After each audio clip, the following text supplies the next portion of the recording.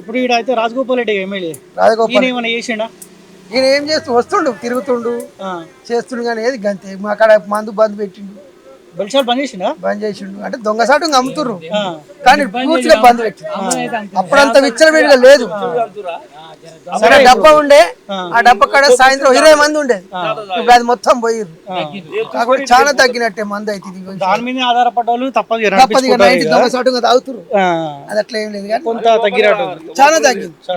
Belt షాపులు 20 ఉండే మా కాడ 20 ఇప్పుడు 3-4 నడుస్తున్నాయి అంతే.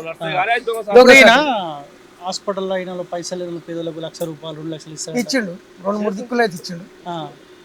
ఈ ఊర్లో ఎవరికైనా ఆదుకున్నట్లా?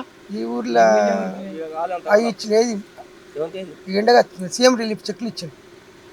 అవి ఇచ్చిండు వచ్చినాయి 4-5. సొంత పైసలు అట్లా సొంత పైసలు గుడికి ఇచ్చిండు. మాకు 2-3 దిక్కులు గుడికి ఇచ్చిండు.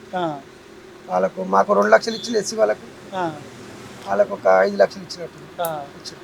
వచ్చిపోతుంటాడా? మీరు పోతే పట్టించుకుంటాడా? వాళ్ళకంటే ముందు వాళ్ళకి గుంపేలేస్తుంది. అప్పుడప్పుడు అంటాడు పేదలను రాని అంటాడు కానీ ఏబడి ఉంటాడు వాళ్ళే దగ్గర వాళ్ళే అయిపు చూపించుకుంటారు కానీ ఇక కార్యకర్తలని యాక్టివ్గా తిరుగుదాం అంటాడు. ప్రజలకు వెళ్దాం అంటే వీళ్ళే పోనీరు ఫస్ట్ ఆయన పోతాడినా కానీ ఇప్పటికైతే 5-6 సార్లు పెట్టిండు భోజనాలు. మొన్న కూడా పెట్టిండు రీసెంట్ గా 5 days అయితే పెట్టిండు. మంచోడేనా? మనిషి మంచోడు. అట్లాంటి కలుషం లంచాలు గించాలు అయితే పట్టాడు. ఈ రోడ్ కాంట్రాక్టర్లు ఉన్నాయి హప్తాలు పట్టాడు. హప్తాలు పట్టాడు. కమిషన్ అయితే పట్టాడు. నాది బీజేపీ పార్టీ అయినా ఆయన కాంగ్రెస్ పార్టీ అయినా ఒకరి మీద అబద్ధం ఆడు మంచోడే. అట్లా లంచాలు పట్టాడు. ఇదైతే విషయం కరెక్ట్. ఇప్పుడు మన పిల్లలకు కూడా 189 మందికి ఇచ్చినట్టు కదా 15,000